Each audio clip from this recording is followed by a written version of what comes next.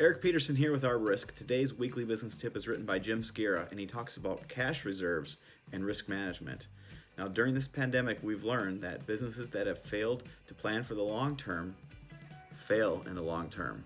So today's tip is supposed to help you with some risk management advice on your cash reserves. The first part is knowing your expenses. It seems simple, but you need to know what you're spending month to month, quarter to quarter, and year to year, so that you can see the seasonality fluctuations that your business goes through, as well as just knowing, hey, in April or May, I have this big down payment for whatever it might be. So just like managing, your insurance policy, your safety program, your human resources management, employee handbook, all those other different things, we want to manage our expenses and understand what our expenses are.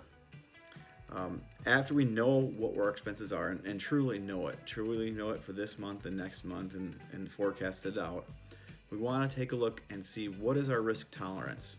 Companies that are in growth mode usually take more risks. Companies that have been long-term, mature company they're probably going to take less of a risk. So understand what your risk tolerance is. Now, we want to give you a guideline of at least, what I mean by risk tolerance, I mean how many months do you need to prepare in cash? So we want to give you that guideline of like 3 to 6 months, but it's different for everybody, so please don't use it as a blanket statement.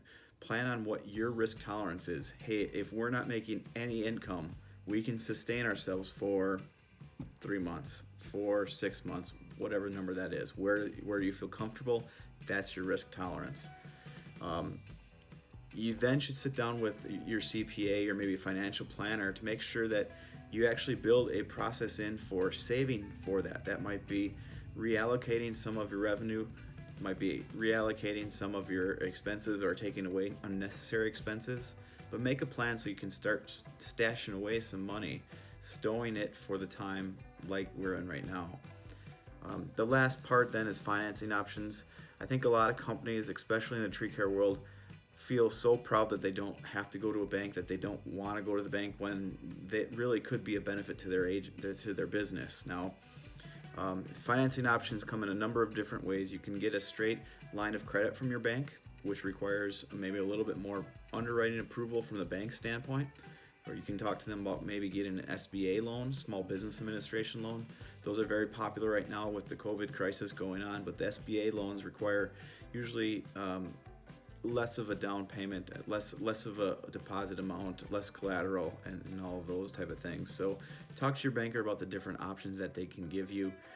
The main thing is, with all of this financial risk management, you want to utilize your partners, your banker, your CPA, your insurance agent, perhaps your lawyer, your financial planner. Utilize your team to help you make the best decisions so that you can be financially prepared during a time like this.